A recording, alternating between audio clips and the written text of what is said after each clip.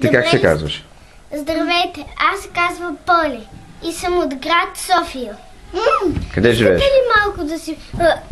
Живея в София. А в кой квартал? В Младост 1. Добре. Как се казват твоите братя?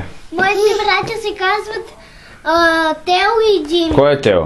Тео е този, който е пред вашата камера, а Джим е този, в който е в гардероба, нали така? Кой е по-послушен? По-послушен са и двамата. Добре. Ти на какво ще ги научиш като пораснат? На много работи. Напримерно? Например, да ги науча да четат. Ти- Искате ли малко да се забавлявате с нас? Искаме. Супер! Добре, тогава. Тате, сега затваряй ни сега. Тате, и не ще направим изненада. Дигайте краката. Дигай! Дигай. Давай. И така. Брата и сестри в гардероба. В гардероба. Здравейте! Здравейте. Ние сме водещите новини.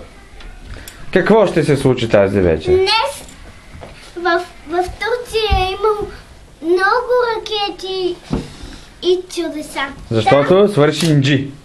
Не, Ами? защото там е давало само листопад. А те са обичали най-много филма Листопад. Значи, и в Германия са дигали хубави изненади.